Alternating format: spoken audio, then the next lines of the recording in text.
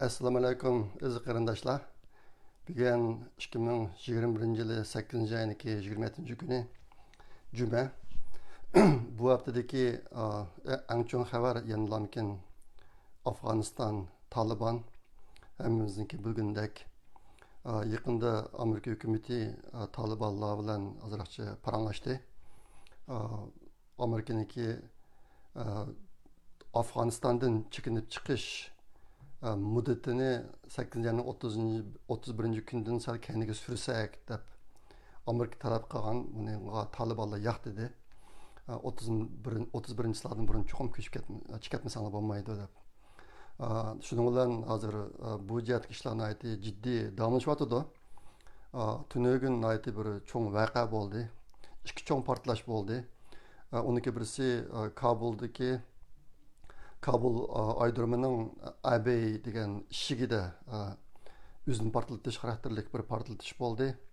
Ondan keyin uning qishidagi Baron mehmonxonasi degan bir mehmonxonada bu portlash bo'ldi. Hozirgi kishilarniki farzicha bu ikki portlash tashkillangan bir-biriga munosabatlik tashkillik ib bo'lgan ishda qaralyotdi. Buningga ISIS islom davlati biz qildik deb e'lon qildi o'zini. Müştaq bir iş bulup bunun da hazır 60'dan cihrak adam ölüptü. 160'dan 140'dan köprek adam yaralanıptı.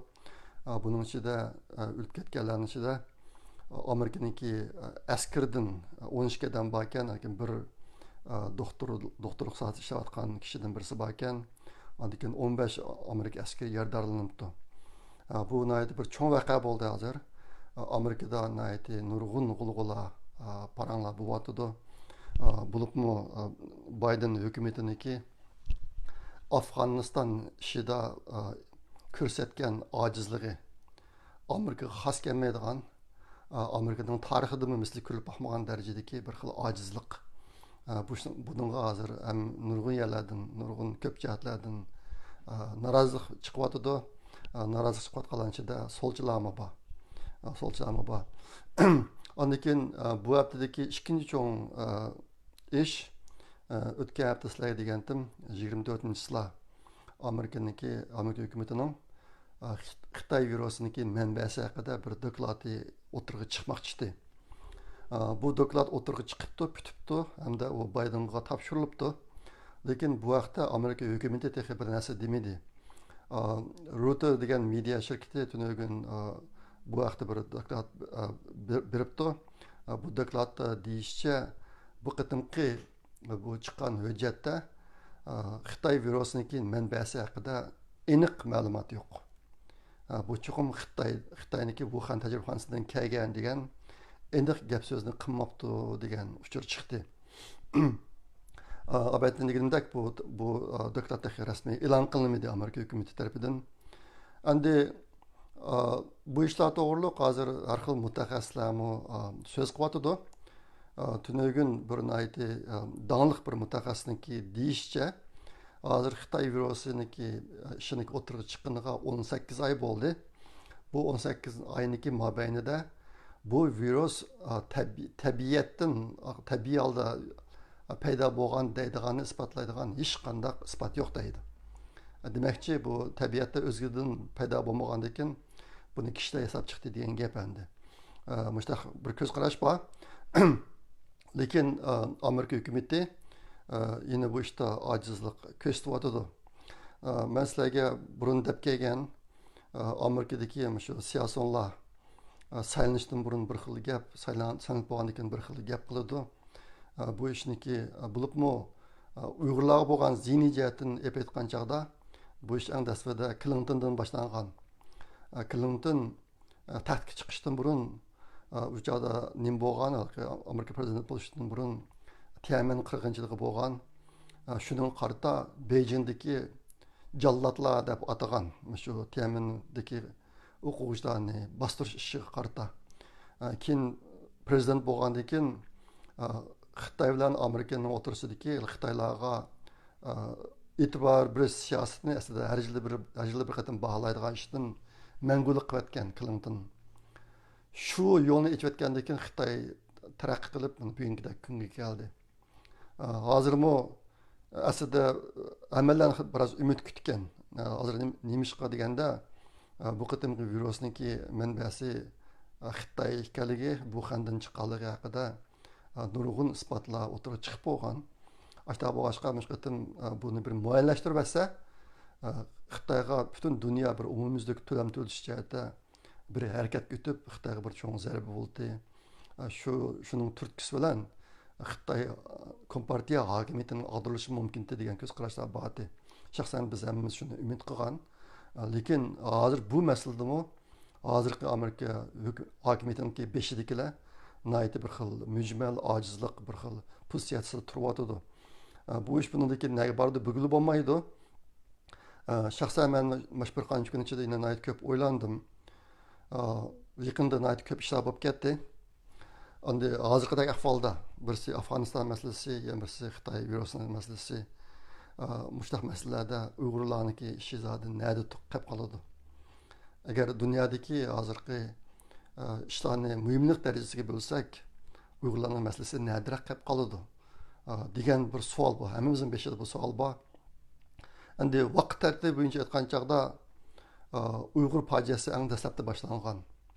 2014-yilda boshlandi. Undan keyin 2017-yildan boshlab nihoyat yuqori pallaga ko'tarildi Uyg'urlarning fojiasi, Uyg'urlarniki irqiy qirg'inchiligi. Undan keyin Hong Kong ishi yuz berdi. Undan keyin virus yuz berdi. Undan keyin Tayvanning ishlari bor. Hozir hamda Taliban Afg'onistonning ishlari o'tirib chiqdi. Mushtarni seçtirsak Uyg'urlarning masalasi nadiroq turadi. Bu narsa odamni o'yga soladi. Uyg'ur masalasi dunyodagi boshqa ellarga jismoniy yoki fizik jihatdan bo'lmasin yoki ruhiy jihatdan bo'lmasin ziyon kelmaydi ancha. Faqatla dunyoga ta'sir qildigini Uyg'urlarniki Xitoylarniki Uyg'urlar ustidan yurgizgan irqiy qirg'inchilikniki axloqiy o'lcham nuqtasidan insonparvarlikka xilof bir ish ekanligi, insoniyat ustidan yurgizgan jinoyat ekanligi, bu bir irqiy qirg'inchilik ekanligi, bu bir xalqarodagi boshqa davlatlarniki nazarda mush nuqtadan biroz ahamiyat beriladi. Lekin qolgan davlatlarga buningki ziynat hamda mayli fiziklik jihatdan bo'lsin yoki ruhiy jihatdan bo'lsin, ziynat hamda degancha da ziynat yetmaydi. Ashta bu boshqa Uyg'ur masalasi toki shu Hong Kong masalasi o'tirib chiqishchilik dunyoning ancha diqqatini tortamagan. Andaki virus, Xitoy virusning ishi chiqqandan keyin dunyoning diqqatini texnik bayroq tortdi Hong Kong masalasidan keyin. Hozir endi bu Afg'oniston ishining chiqishi bilan tang dunyoniki diqqati shu Afg'onistondagi ishlar bilan Xitoy virusining ishi bayroq markazlashib, Uyg'urlarning ishi sal tashlanib qolyotdi. Oliqda bir qism yaxshi ishlar bo'ldi. Qonun loyihalarining o'tirib chiqishi Uyg'urlar haqida, bu hozir Uyg'ur sotining ishlari bor. Biz har qatim xushal bo'ldik, men xushal bo'ldim.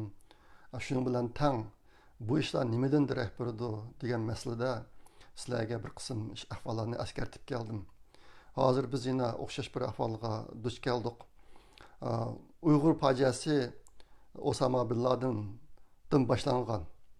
2001-yili Osama bin Laden Nyu-Yorkdagi ishki binoni portlatgandan keyin Xitoy bundan foydalanib Uyg'urlarga terrorchi degan qalpoqni kiydirib Uyg'urlarni bakvayron qildi. Yaqin Uyg'urlarningki ishi biroz dunyodagi ish kun tartibining oldiga o'tib, dunyo biroz diqqat qilib, Xitoyga besim ishiltib, bir ishlarni qilishga boshlaganda, endi maash boshlandi.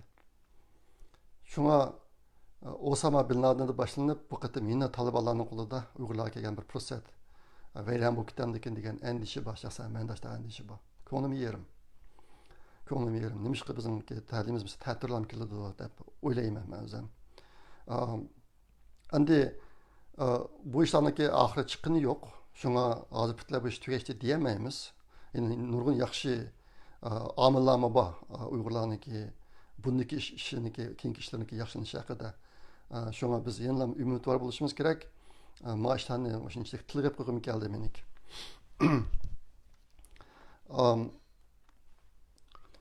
Bu haftadagi yan bir ahvol kelib chiqqan bir ahvol. Xabarlarda bor yangi prezident taxtga chiqqandan keyin Amerika bilan Meksiko'niki aralıdaki çırağını içvetdi.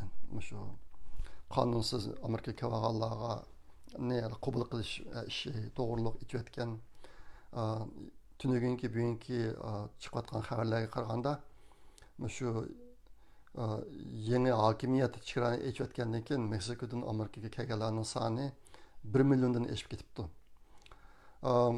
Hozir endi Afganistanning ishi bilan Afg'onistonda nurg'a odamlar kelyotdi. Men dastlabda Afg'onistondan qabul qildigan Amerikaga qabul qildigan odamlar 30 ming ekan deb anglagan. Tünögün 90 ming degan gaplarni o'tirib chiqyotdi. Bu 90 ming degani dunyodagi hamma davlatlarniki qabul qildigan sonimi yoki Amerikaniki qo'llanmaydi. Buning ichida Angliya ham 30 ming odam qabul qilamiz deb ifoda bildiribdi ekan. Hozir Yaponiya ham Afg'onistonlik bir qism kishilarni qabul qilamiz deb ularni o'tirib chiqibdi. Ishqilib, buning dastlabda angladim Amerikaga 30 ming odam kelgan deb anglagan. Hozir bir chataq o'g'ini mayli Meksiko bo'lsin, mayli Afg'oniston bo'lsin, qisqada Xitoyniki yolg'on isbot chiqarish, yolg'on pasport, yolg'on kimlik chiqarish texnikasi intayin yuqori. Xitoy dunyodagi butun davlatlar ichida shu yolg'on Amerika dollarini besib chiqarib, Amerikaga akirib, mushtatada bir qism qalamqashlarni to'ldirayotgan davlat. Endi hozirgi bu ikki fursatda Amerikaniki chegirasi ochilgan bu fursatda Xitoy qanchalik darajada foydalanib ketyotgandi degan andisha bor men shaxsan menda. Dunyodagi nurg'un ellar unga qaramaydi, lekin biz Xitoyni tushunadigan bo'lg'achqa bunday fursatlarni qo'ldan bir qo'ymaydi deb o'ylayman. Ashta bo'lganda hozir Amerikaga qanday odamlar kelyapti? Birisi Meksikodan, yana birisi Afg'onistondan. Qanday odamlar kelyapti? Bundan keyin nima ishlar bo'ladi? 2001 yildagi voqeadan keyin Amerika shuncha jiq pul xashlab, shuncha jiq ziyon tortib, mayli odamning jini bo'lsin yoki iqtisodiy jihatdan bo'lsin, Afg'onistonni biroz kontrol qilgan. Bu qitim shunchalik bir xil dudlik holati bilan bir taraf qilyapti bu ishni. Oxirni jig'digan vaqtida. Ozroqcha bir aql va odamlar bu ishni bunday qilmaydi deb o'ylayman. Odam zodiligi aqlga yetmaydigan darajada. Yaqinda bu narsalar ko'p bo'lib ketib bordi. Afg'onistonning ishi shuniki birisi bo'lib qoldi hozir. Ajoyib endi. Shunga Amerikaga zodi qanday odamlar kelyapti degan bir savolmi tug'ilyapti. Bu hafta bo'lgan ma'lum gaplarni deyishimdagi bir sabab burungi prezident, oldingi prezident vaqtida Meksikodan Amerikaga kelganlarni bizlarni qonuniy jihatdan bitirib qilib qo'yishlik Meksikoda tutib turinglar. Bizlarni tekshirib qonuniy rasmiyatni o'tab bo'lgandan keyin andiki Meksikoga akilamiz deb anda qilgan. Ma yangi boshliq bo'lsa, chegarani echitib kelaveringlar Amerikaga, sizlar kelib bo'lgandan keyin andan keyin qonuniy rasmiyatni o'taymiz deb ishni echitib, hozir 1 milliondan qadam kelib ketibdi. Boshqa bo'lg'achqa Texas shtatidagi hukumatı arz qildi Amerika hukumatiga, Amerikaniki oliy darajali sudiga burungi prezidentniki tuzum siyosatini asliga keltirish to'g'riliq. Shuni ashta qilib arz qildi ekan, yaqinda oliy sud bu arzni ko'rib chiqib, 6 sudchi uni tasdiqlabdi, 3 sudchi qarshi turibdi. Ashuna qilib hozir endi Amerikaniki burungi prezidentniki chiqargan buyruqini asliga keltirishga ma'qul bo'libdi. O'tgan hafta mana bir yangilik bo'ldi. Bu jihatda ozroq o'zgarishlar boshlanmaslar deb qo'yim keldi. Hozir yana bir ish bor. Men turayotgan shtatda, Kaliforniya shtatiniki shtat boshlig'ini amaldan evitib yangidan chiqarish haqida saylan bo'lyotdi. Buniki dastlabki sharti to'shdi. Buni bilat tashlash haqida hozir bir bilat tashlash ishlari epperlyotdi. Bizga bilat keldi. Men ayolimga bu ishning natijasi 9 yana o'tirdi chiqdi. Kaliforniyaniki shtat boshlig'imi Demokratchi partiyaniki hozir buni o'rniga saylanman deyotgani Cumhuriyetçi partiyaniki ekan. Bir qartalik deb anladim men. Odamning rasmlari bilan ko'rib boqmadim. Chiqib bir ishlar bo'lyotdi. Andan keyin bir qism qarindoshlar anladi, ham nayt ko'ngli yerim bo'lib ketdi. Oldingi prezident Amerikaniki Xitoyniki Huawei shirkatiga yerim o'tkazgich zapchastlarini sotishni to'xtatgan butunlay e'lon. Huawei'ni butunlay cheklayotgan dunyoniki, mayli Amerika bo'lsin, boshqa bir qism davlatlardan. Endi yangi boshliq Xitoyniki Huawei shirkatiga машинаga ishlatadigan yer o'tkazgich zapchastlarni setishni asliga keltiribdi. Bumi bir zo'r chekinish mening nazarimda. Xitoyning naqadar razilligini bilamiz. Huawei degan shirkatniki hozirgi Xitoy hokimiyatiniki hozirgidek holatda turishidan qanday rollarni o'tayotidi buni bilamiz. Ashta boshqa mundaq bir tadbirninki ilinishi bu Xitoy hokimiyatini ojizlashtirish jihatdagi bir zo'r chekinish bo'lib hisoblanadi mening nazarimda. Bir qism qarindoshlar menga ovoz ushur yo'llab shu yoqda so'z qilibdi. Haqiqatdan bu bir yomon ish. Biz uchun bo'lsin, balki dunyo uchun bo'lsin. Endi hozir Amerikada yangi hokimiyat beshidagilarga bo'lgan besim nihoyatda kuchayib mongdi. Bo'libmi Baydenga qarta bu xizmatni o'tishdan chiqolmaydi. Bu xizmatning qilgidek salohiyati yo'q, bir xil ahvolni ifodalayotidi degan ovozlar nihoyatda ko'p chiqyotidi. Tunugun bir muxbirlar yig'ini ochgan. Buningda bu yangi boshliq so'zladi yerda. So'zlab bo'lgandan keyin bir ikki nihoyatda bir nihoyatda g'alati ish yuz berdi.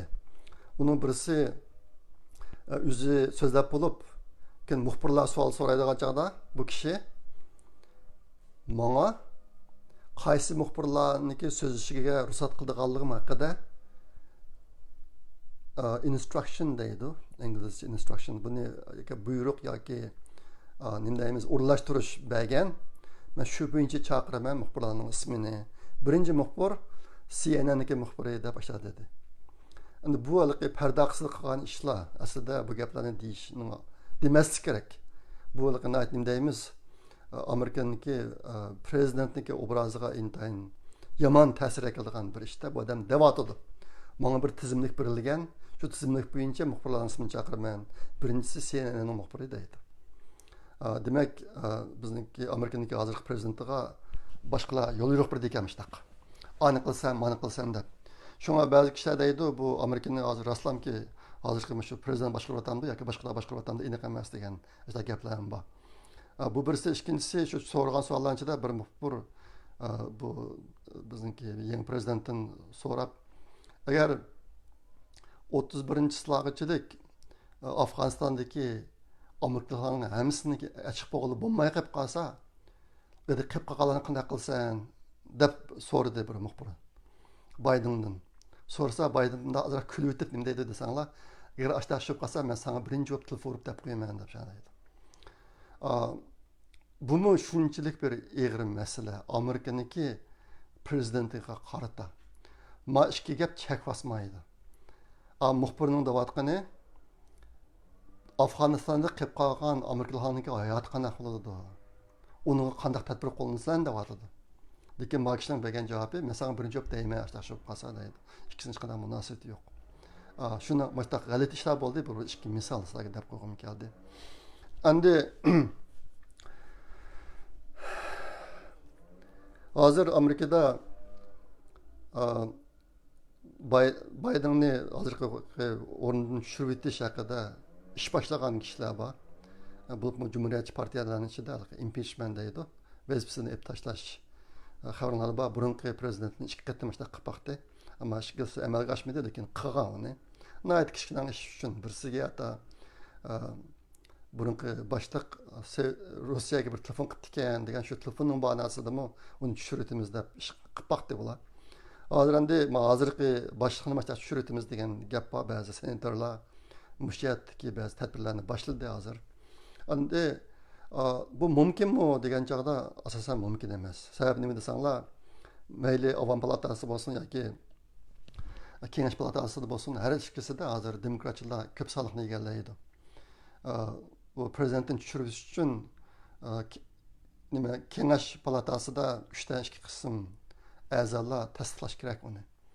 Hozir tandın tulisi demokratchilar bo'lgani uchun buni tasdiqlamaydi.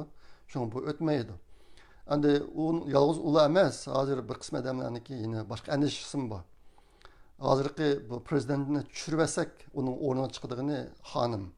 Hozirgi muavin prezident uning o'rniga chiqadi.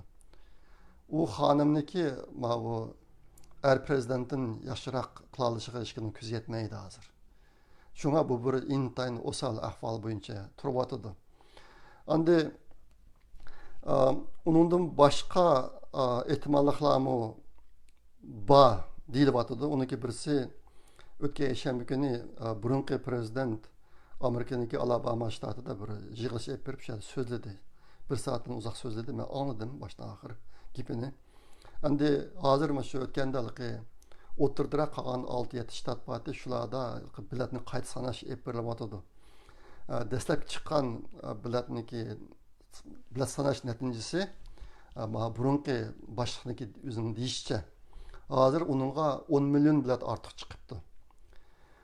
Bu yalnız ortiq chiqib emas, bu 10 million bilet Biden olgan biletin 10 million bilet Yemelenge tava ekan, burunqi boshliq tava ekanda. O'sha deydi o'zi.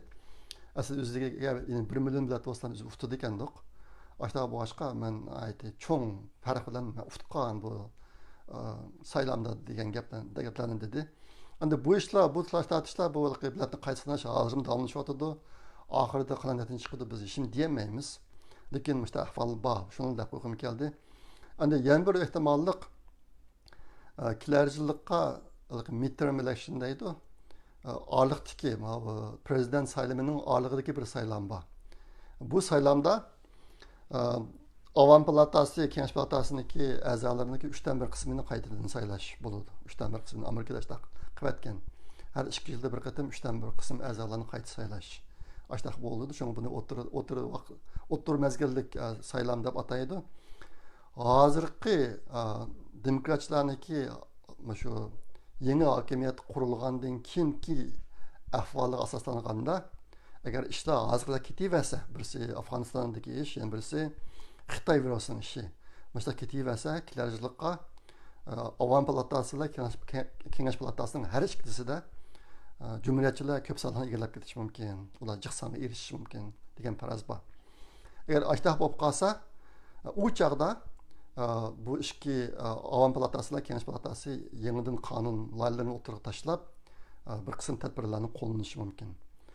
Mushtaq mumkinchiliklar bor, lekin bularniki hech qaysi kapolatga ega emas.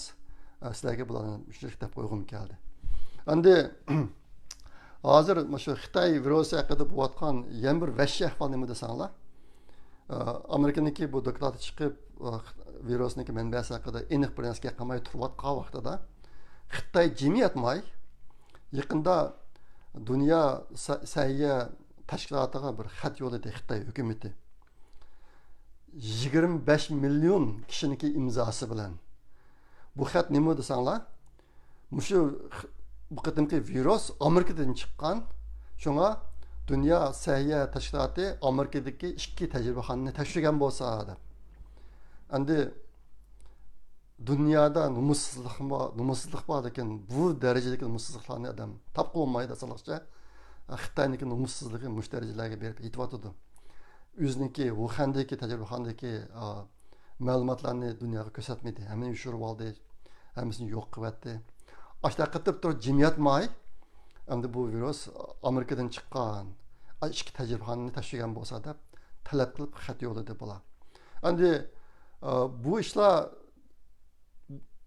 bir tarafdan yamoyishda ko'rindi, yana bir tarafdan bu bir yaxshi ish.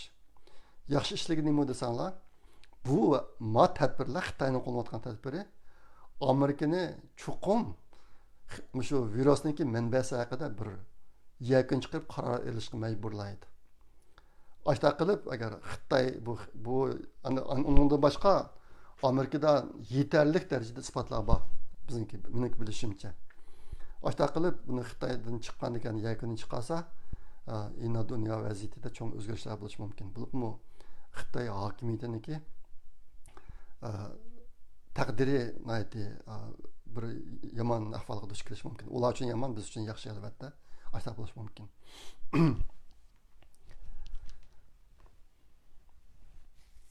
Endi Xitoyning ichidagi vaziyatlarni deb qo'y.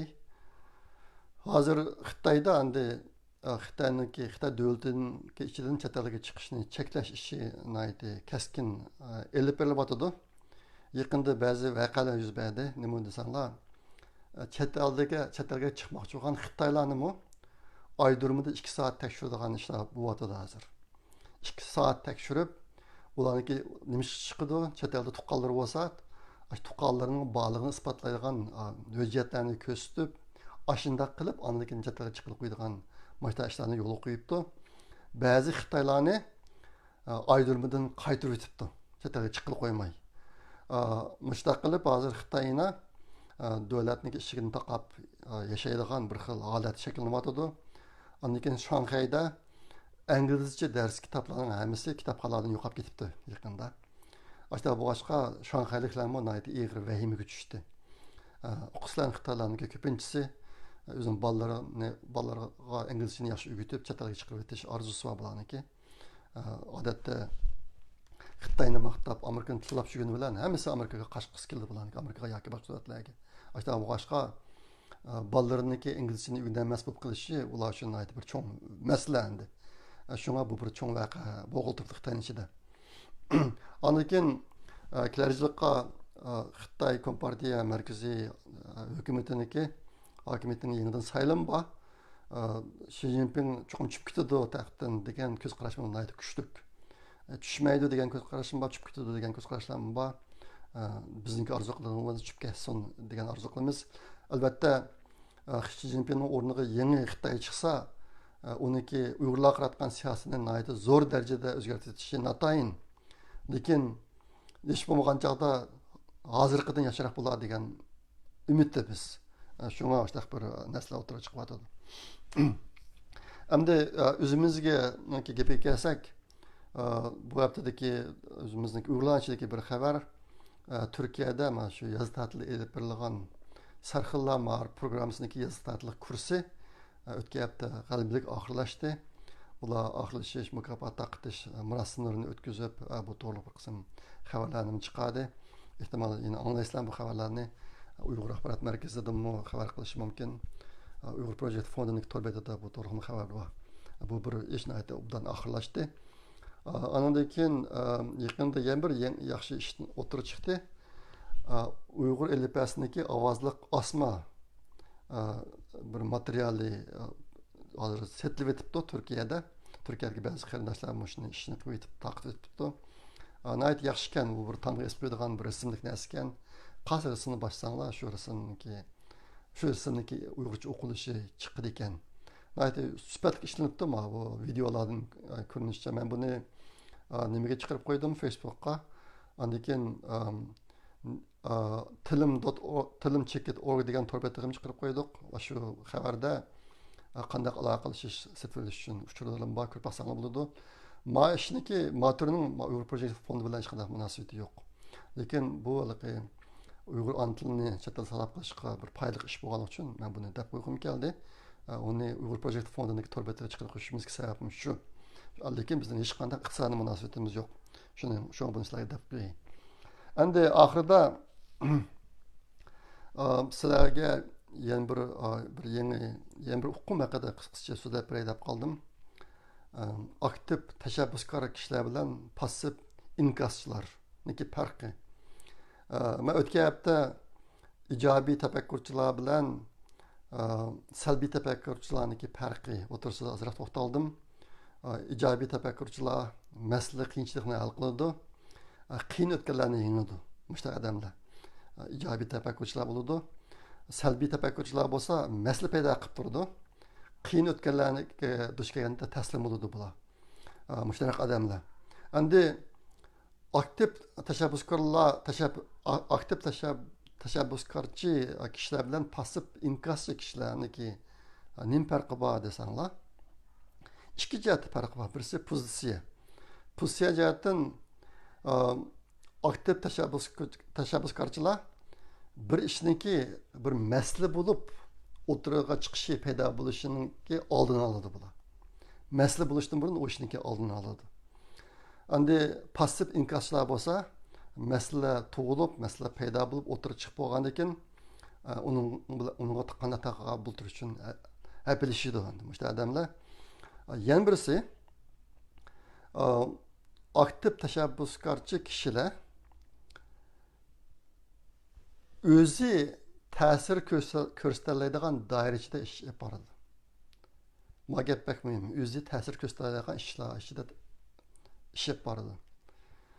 passiv inkasçılar bo'lsa, o'zi ko'ngil biladigan ishlar doirasida ish olib boradi. O'zi ko'ngil biladigan, lekin o'zi kontrol qila olmaydigan ishlar. Bu ikki ishda cho'ng farq bor. Aktiv tashabbuskorchilar bir ishlarni qilib, o'ziniki oilasi, o'ziniki gruppasi, o'ziniki millati yoki o'zining vataniga ma'lum darajada ta'sir ko'rsatadi. To'p qo'sha oladi. Passiv inkasçılar bo'lsa, unday emas. Ular ko'ngil bo'ladigan ishlar bilan apilishadi, lekin bu apilashgan ishlari asosan o'zi kontrol qila oladigan ish emas. O'zi ta'sir ko'rsatadigan ish emas. Shunga bularniki ömrü asasen israf bo'ladi, nachatqa vaqtida. Haqiqiy qiymat yaratolmaydi. Meniki bu gaplarni deyishimdagi sabab, hozir biz Uyg'ur millati intayin bir eg'ir ahvolning ichiga qoldik. Aytdim degandek, biz bir cho'ng fojiaga duch keldik. Yaqinda bu fojianiki biroz yaxshilanishi jihatda yaxshi o'zgarishlar bo'layotgan. Hozir endi Afg'oniston Talibanlarniki yangi ishlarning o'tirish chiqishi bilan bizningki keyingi istiqbolimizning qanday bo'lganligi, Xitoylarniki Uyg'urlar ustidan yurgizayotgan irqiy qirg'inchiligi to'xtamamdi. Buni xalqaro to'xtalamdi, to'xtamamdi. Jiq savollar bog'limizda aniq emas, maktab ahvoli duch kelayotgan, maktab ahvoli ichida yashayapmiz. Ashta bu boshqa meniki yana orzu qilganim bo'libmi, aktiv tashabbuskorchi qarindoshlar, o'zini haqiqiy Uyg'ur deb ataydigan qarindoshlar, Uyg'ur uchun yashaydigan qarindoshlar, yenilamkin zehnimizni o'zimiz ta'sir ko'rsatadigan ishlarga markazlashtirib, shu ishlarni qancha qila olsak shuncha qilib yashaylik. Hammamiz bilamiz, amalni biz qilamiz, natijasini Alloh beradi, Xudoyim beradi. Agar biz amal qilmasak, Xudoyim natija bermaydi. Bu buyurilgan yordam, Xudoyimdan keladigan yordam bilan bizniki tirishchiligimiz zish munosabatlik. Men burun bir maqol yozgan, buyurilgan yordam va tirishchilik deb o'qib baxsanglar bo'ladi. Bu islom tarixida bo'lgan voqealar asosida yakun chiqarganman. Agar biz tirishmasak, o'zimiz tirishmasak, bizniki qanchalik yaxshi musulmon bo'lib ketishimizni qat'iy nazar Xudoyimdan keladigan yordam bizga kamaydi xalaqat. Ashta bu boshqa bizlarga ümidsizlanib, tushkunishib o'tirsak hech qanday shag'al olmaydi. Ahvolimiz burunqidan yaxshi bo'lmaydi. Burunqidan texnik nachar bo'ladi. Uning o'rniga o'zimiz ish ko'ra oladigan doirachada, ta'sir ko'rsatadigan doirachada ish qilsak. Mundaq deganimda men bir narsani eskartib qo'yishim kerak. Uyg'ur Project Fondiniki atrofiga uyushgan intayin ko'p qarindoshlar bor. Bularniki tangdin to'lisi o'ttirga chiqib oshkora ish qiladiganlar emas. Ish qilsa yoshirin qiladi, nomsiz qiladi, yoshirin qiladi, boshqa bildirmay qiladi yoki bo'lmasa iqtisodiyot yordam qiladi. Mushlarning hammasimi amal. Yaxshi amal, diniy nuqtadan epetqa vaqtida. Aniki albatta men degan tashabbuskor kishilar bilan inkaschilar. Bu shu qarindoshlarmi tashabbuskor qarindoshlarga kiradi. Hamma damlarniki qo'lidan amaliy ishlarning kelishi natayin. O'xshamagan kishilarniki o'xshamagan ahvoli bor. Hamma damlar o'tirib oshkora chiqarmasa mumkin. Lekin mana o'xshagan yo'l bilan millatniki istiqbolini yaxshilaydigan yaxshilash sohasida balduq to'p qo'shsanglar shu bo'laverdi. Men hozir qadar mushu turdagi qarindoshlarni qiziq qarshi keldim. Men bilan aloqalashganlarimiz biladi. Shunga bek muhim ish. Biz hammamiz kuchimizni yig'ib, chet elda qolaygan, qilib bo'lgan ishlarni qilib, shu orqali Xudoyimniki yordamini qo'lga keltirish. Shu orqali o'zimizniki ishni hal qilish. Endi hozir mushta xalqaroda ozroq o'zgarishib qolsa-mumkin, bizniki kayfiyatimizda shunday davolg'ish bo'lyotdi. Yaqinki Afg'oniston Taliban voqealari hammamizning ko'nglini qattiq yerim qilyotdi hozir.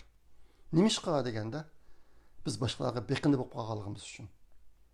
Biz o'zimiz kuchli bo'lmaganligimiz uchun. Agar o'zimiz kuchli bo'lsak, Biz boshqani ko'ziga qaramaydik. Bizning kayfiyatimiz boshqalarniki chiriga qaratib o'zgarmaydi. Ular xushal bo'lsa biz xushal bo'lib, ular qapoq tursa biz məyuslanib, şükrləşib o'tirmaydik. Aşta bo'lganligi uchun eng oxirgi hisobda Uyg'urlarning taqdirini belgilaydigan kishilar, ya'ni yanam o'zimiz, vatandagi fojia, vatandagi irqiy qirg'inchilik qaysi darajada oxirlashishini bilmaymiz. Lekin biz o'zimiz qildiqlarni o'zimiz belgilayolamiz. O'zimizniki ta'sir doirasidagi ishlarni o'zimiz qila olamiz. Shunga mashinaga hammamiz albatta men degan qarindoshlar, tashabbuskor qarindoshlar, ijobiy tafakkur qiladigan qarindoshlar, o'zini haqiqiy Uyg'ur deb o'ylaydigan qarindoshlar, Uyg'ur uchun yashaydigan qarindoshlar davomli turib tirishsak, qog'oshlarga karimiz olmasin. Qog'oshlar muhim emas. Qog'oshlarga zehnimizni, vaqtimizni sarf qilmaydi. Mana shu o'zimizning ta'sir doirasidagi ishlarni yaxshi qilaylik. Shunga men o'tganda dedim, bizningki hozirgi birinchi cho'ng vazifamiz vatandagi irqiy qirg'inchilikni to'xtatish. Mushu sohada qo'limizga kelgan hamma ishlarni qilish. Undan keyin o'zimizniki milliy ozodlikni qo'lga keltirish, o'zimizni kuchlantirish va o'zimizni chatlasaqlab qilish. Uyg'ur tili, Uyg'ur madaniyati, Uyg'urlarning milliy kimligini chatlasaqlab qilish. Mush sohada umumyuzlik kuchab ish berishimiz kerak.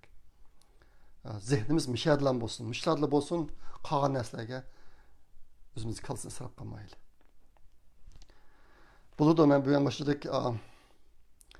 Dayklar qatim kirishdik, amon bo'linglar. Xayr, xo'sh, Allohga omonat.